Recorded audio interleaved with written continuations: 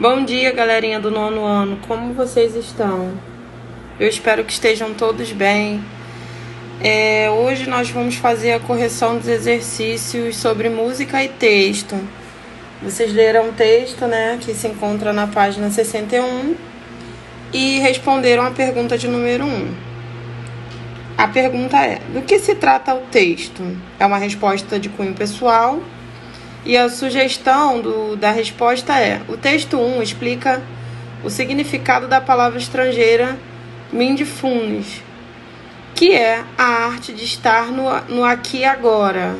Número 2. O texto 1 e 2 não se influenciaram no ato da criação. Sendo assim, eles não possuem uma intertextualidade direta, mas você conseguir identificar algum ponto de conexão entre eles também é uma resposta pessoal. E a sugestão é: o texto 1 fala sobre os benefícios de manter a mente no aqui e agora, e o texto 2 cita que tudo é uma questão de manter a mente quieta, a espinha ereta e o coração tranquilo, que poderia ser uma transposição em metas do que precisa ser feito para se aplicar o conceito do texto 1. Número 3. Há uma metáfora na segunda estrofe do texto 2. Transcreva e aplique e explique. Na pergunta de número 3, resposta pessoal, a sugestão é: a palavra viver foi associada ao ato de afinar o instrumento de dentro para fora e de fora para dentro. Número 4. Selecione a opção que apresenta o vocativo da primeira estrofe do texto 2. Número 4, letra C, amor. Número 5. A expressão em destaque em podes partir de novo, ó nômade formosa, exerce função sintática de? Opção A, vocativo. Número 6. No sintagma, uma palavra branca e fria, encontramos a figura denominada letra A, sinestesia. Número 7. Instrução. Leia o texto para responder as questões. A natira lida, vocativo. Assinale-o. Número 7, letra C. Amigo. Quando você afirma que enterrou no dedo um alfinete, que embarcou no trem e que cerrou os pés da mesa, recorre a um tipo de figura de linguagem denominada, número 8, a letra E, alegoria.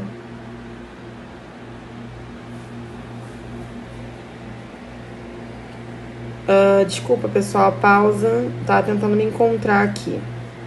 Número 9, o texto, né, que vocês leram. E a primeira pergunta é da questão de número 9. O pai era uma onça. Nesse verso, a poesia onça está empregada em um sentido que se define como... Número 9 é a letra C, metafórico. Número 10. A perífrase é uma figura de linguagem que designa os seres por meio de um atributo ou algo que os celebrizou. A resposta da número 10 é a letra E. O carioca é sempre hospitaleiro. Número 11. No período, nós nos tornamos pavões exibicionistas. Encontra-se a seguinte figura de linguagem. Opção E, metáfora, tá? O trecho é: nós nos tornamos pavões exibicionistas. Metáfora. Número 12. A partir da leitura do texto, a pergunta é: na expressão alegra-te, pescador, que vais morrer e podes escolher de que maneira, o termo destacado é? Opção E, um vocativo. Número 13. O trecho da canção de Toquinho e Vinícius de Moraes apresenta a marca gênero textual, carta, possibilitando que o eu poético é o interlocutor. Número 13 é a opção B. passar a virar a minha página aqui.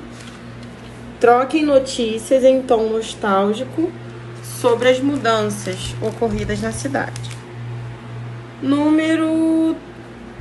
Pergunta de número 14. Observe que no trecho do poema a presença de uma figura de linguagem. Qual é ela? Retire do texto o verso que comprove sua resposta. A figura de linguagem presente no trecho do poema é a comparação. Eu faço versos como quem chora. Tá fazendo uma comparação, né? Eu faço versos como alguém que chora, como pessoas que choram, como se estivesse chorando. É uma comparação. Número 15. No trecho, basta chegar a Pequim para desnudar a farsa de que a China é o chão de fábrica do planeta, mas não tem acesso aos bens que produz. A expressão metafórica em destaque indica que os chineses, número 15, letra A, produzem muito. Número 16. A catácrise, figura que se observa na frase. A frase é: montou o cavalo no burro bravo. Ocorre em opção C. Apressadamente todos embarcaram no trem. Número 17. Encontra-se metáfora em qual das alternativas abaixo? Opção B. Sua boca é um cadeado e meu corpo é uma fogueira. Como estudamos, né, sabemos que é uma metáfora. Número 18.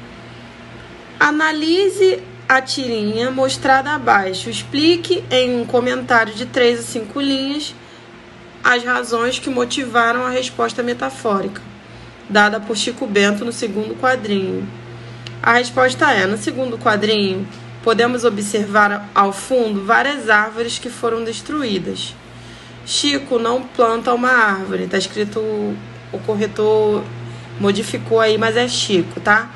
Chico não planta uma árvore por nenhum dos motivos citados por Zé Lelé, mas pela esperança de conseguir modificar aquela triste realidade. Sua resposta metafórica ocorre por esse motivo.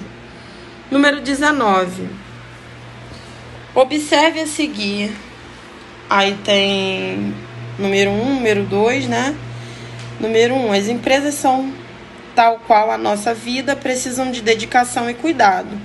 2. Ao trabalhar muito, ouça Mozart.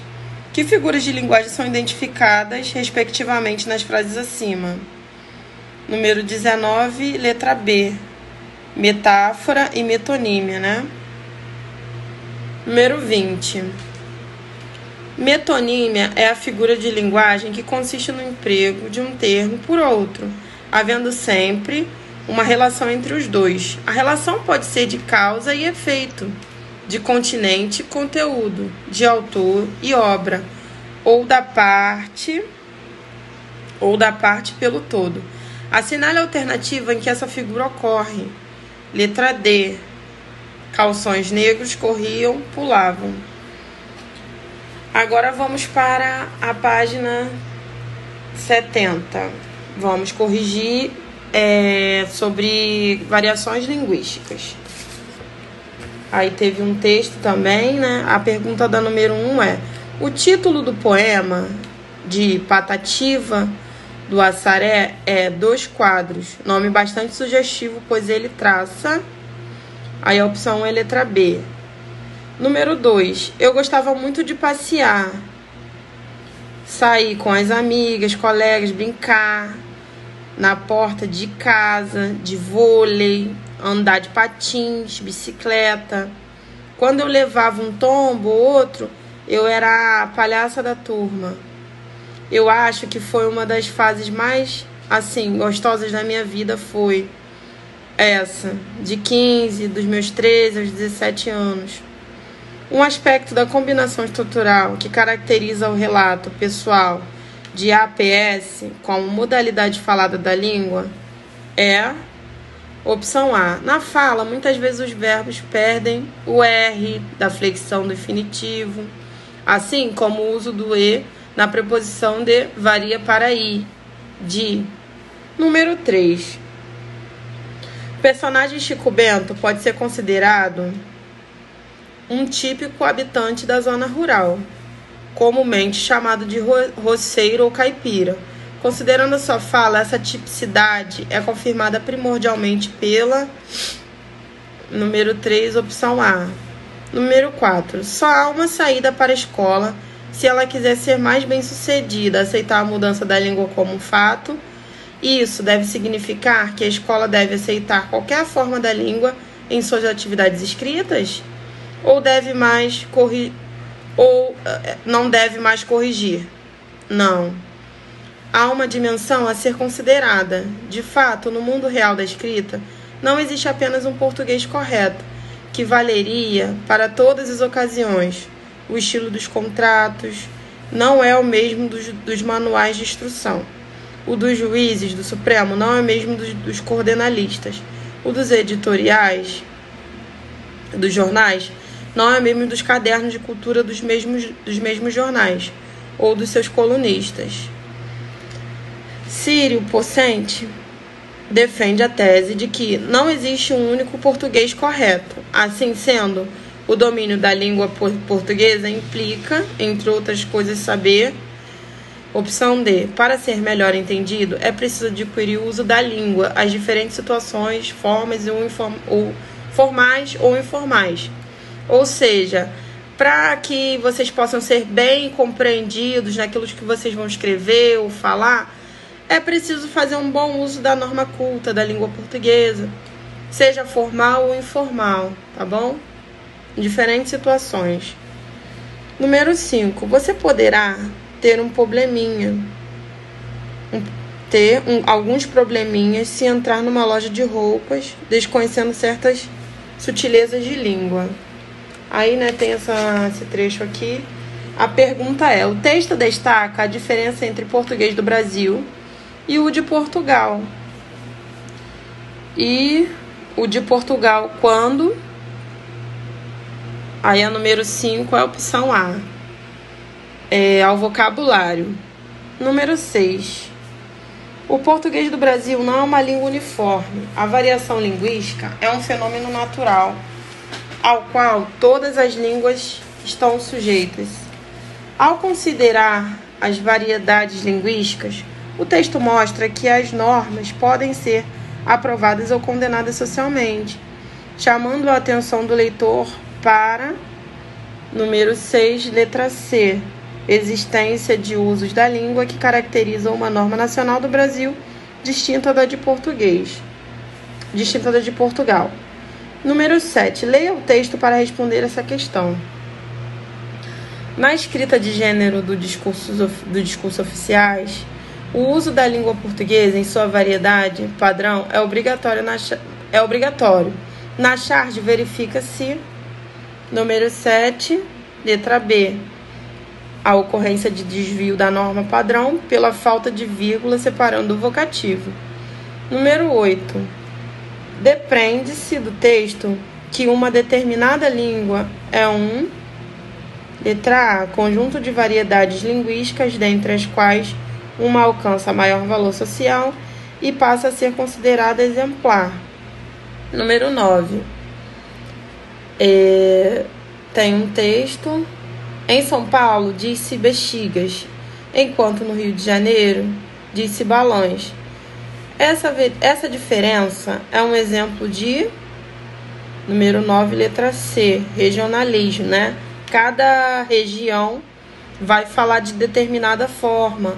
Em São Paulo, além de bexigas e balões, temos outro exemplo, bolachas. Lá eles falam bolacha, aqui nós falamos biscoito, né? Então, cada determinado lugar vai falar de uma forma. E assim sucessivamente. Número 10. Questão de número 10. A linguagem utilizada na construção do texto caracteriza-se por... Letra A. Há diálogos no texto, o que caracteriza a oralidade e espontaneidade. Entretanto, o fato de ser espontâneo não quer dizer que seja informal, que é aquela linguagem mais normal, do dia a dia, entendeu? Usou-se em toda a construção a forma padrão. tá? No texto, foi a todo momento utilizada a forma padrão da língua. Número 11. As marcas da variedade regional, registradas pelos compositores de Assum Preto, resultam da aplicação de um conjunto de princípios ou regras gerais que alteram a pronúncia, a morfologia, a sintaxe ou ao léxico. No texto, é resultado de uma mesma regra A, número 11, letra B. 12. Você pode dar um rolê de bike, lapidar o estilo a bordo de um skate, curtir o sol tropical, levar sua gata para surfar. Considerando-se a variação linguística que se pretendeu produzir nessa frase, é correto afirmar que a expressão proveniente de variedade diversa é número 12, opção B. Número 13. Entre os segmentos a seguir, assinale aquela que mostra um vocábulo que exemplifica o uso coloquial de linguagem. Número 13, opção B. Número 14. Coupe, 10 mil réis, 5 tostões, lacaio, constituem um léxico que comprova a variação linguística entre. Opção B. Gerações. Número 15. O texto a seguir servirá de base para a próxima questão. Aí vocês leram, né? A questão, o texto. De acordo com o texto e seus conhecimentos, marque a alternativa correta. Número 15, opção D. 16. A afirmativa destoante do que se constituiu como texto falado ou escrito em qualquer língua natural é opção A. O conhecimento de bom número de palavras dicionarizadas de qualquer língua é satisfatório e bastante para a produção de textos de uso corrente nas relações internacionais. Número 17. Leia a historinha O Limoeiro, de Maurício de Souza. Considerando a variação linguística utilizada, assinale a opção que apresenta uma visão preconceituosa a respeito do texto. Número 17, opção B. Número 18. A respeito do vocábulo cibernetização, é incorreto afirmar que. Número 18, letra C. Sofreu aportuguesenamento de forma indevida. Número 19. A número 19, a pergunta é: a partir da leitura do texto, né? Em relação ao texto 1, que analisa a linguagem do rádio, o texto 2 apresenta em uma letra da canção, opção número 19, opção A. Uma das características da oralidade radiofônica é estabelecer um diálogo simples com o ouvinte. Nessa questão, faz-se uso de um segundo texto, texto 2, para confirmar essa intenção. A opção A é a única que afirma essa característica. Número 20. No texto, há uma discussão sobre o uso de algumas palavras da língua portuguesa. Esse uso promove o ou a, né? Letra B. Tom humorístico, ocasionado pela ocorrência de palavras empregadas em textos formais. Foi isso a nossa correção de hoje, né, pessoal? Vamos falar um pouco hoje sobre termos essenciais da oração, predicado. Predicado é toda declaração feita sobre o sujeito, ou, no caso das orações sem sujeito, é a anunciação de um fato qualquer. Por exemplo, Pedro caiu. Pedro é o sujeito, caiu é o predicado. Choveu muito ontem. Nessa oração não temos sujeito, temos apenas o predicado. Aí está a explicação abaixo. A oração 1 tem sujeito e predicado. Sujeito Pedro, predicado caiu. Na segunda oração, apenas predicado. Choveu muito ontem, tá? Porque essa oração é uma oração sem sujeito. As crianças comeram.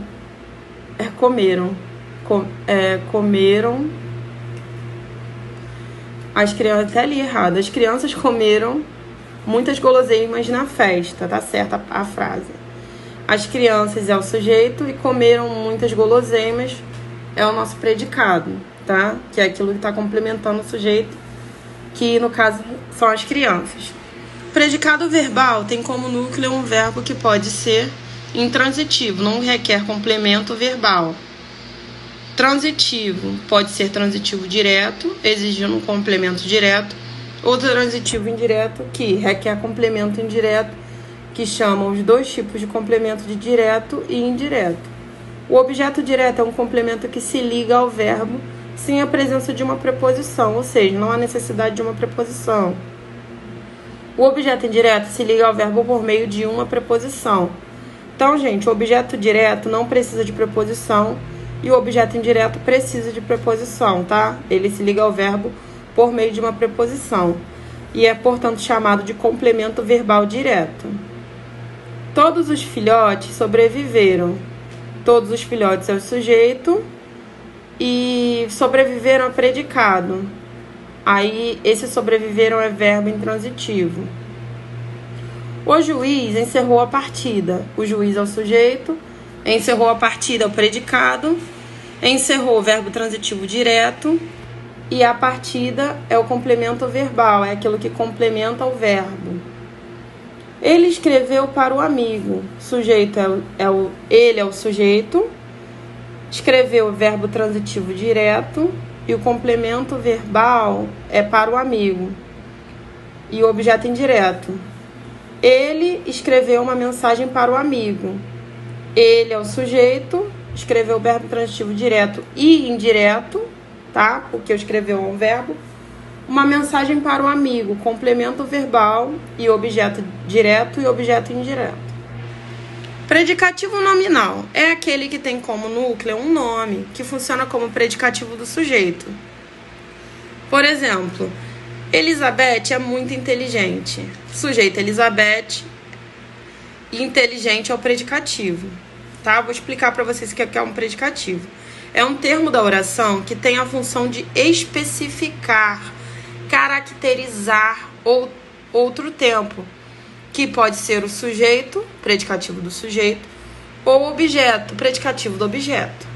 Os predicativos são representados por um adjetivo ou por outro termo com valor adjetivo. Por exemplo, nesse caso aqui, o inteligente tem valor adjetivo. Verbo, predicado, verbo nominal. É aquele que apresenta dois núcleos, um verbo e um nome. Por exemplo, as crianças, sujeito, brincavam felizes, é o predicado. Brincavam é um verbo, né? E é um verbo intransitivo, tá? Não precisa de preposição. Felizes, predicativo do sujeito. Esse felizes é um predicativo que está sendo usado para as crianças. Quem estão sendo felizes? As crianças. Na constituição do predicativo, verbo nominal, quando o verbo for intransitivo, teremos sempre um predicativo do sujeito. Então, vocês têm que colocar isso na cabeça de vocês, tá? Quando o verbo for intransitivo, teremos sempre um predicativo do sujeito. Quando o verbo for transitivo, o predicativo poderá ser do sujeito ou do objeto. Por exemplo, as crianças brincavam. Predicado verbal, né? Brincavam é um verbo. As crianças estavam felizes. Predicado nominal, né? Felizes. As crianças brincavam felizes. Aí temos o brincavam, que é um verbo, e o felizes, né? Que é um adjetivo de crianças. Aí por isso que é predicado, verbo nominal. Para resumir, pessoal, predicado nominal tem verbo de ligação e tem predicativo. Predicativo verbal não tem verbo de ligação e não tem predicativo. Predicado verbo nominal não tem verbo de ligação e tem predicativo. Tá ok, pessoal? Vocês vão responder os exercícios das páginas 82 até a 85. Eu espero vocês na próxima aula, espero que tenham entendido. E até a próxima aula. Um grande beijo a todos.